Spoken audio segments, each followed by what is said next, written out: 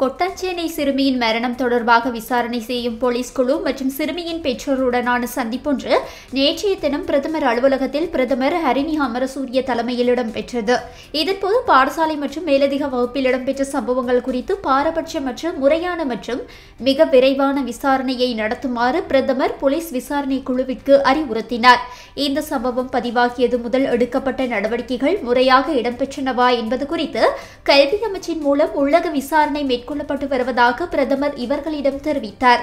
சிறுவர் துஷ்பிரயோகம் தொடர்பான சம்பவங்கள் குறித்து தலையிட வேண்டிய அரசு நிறுவனங்களுக்கிடையேயான ஒருங்கிணைப்பு மிகவும் பலவீனமான நிலையில் உள்ளது எனவும், துஷ்பிரயோகத்திற்கு ஆளான பிள்ளைக்கு நேர்மறையான பதில் வழங்கப்படுவதில்லை எனவும் அவதானிக்கப்பட்டுள்ளமையினால் இந்த பொறிமுறையை கண்காணித்து அதனை நெறிப்படுத்த தேவையான நடவடிக்கைகளை எடுக்க சிறுவர் நல மருத்துவ நிபுணர் வைத்தியர் அஸ்வினி பெர்னாண்டோ தலைமையில் 3 பேர் கொண்ட குழுவும் பிரதமரினால் இதன்போது நியமிக்கப்பட்டது.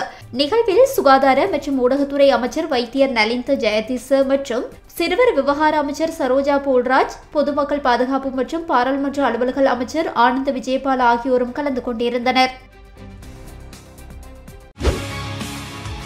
செய்திகளை உடனுக்குடன் தெரிந்து கொள்ள உடனே சப்ஸ்கிரைப் பண்ணுங்க.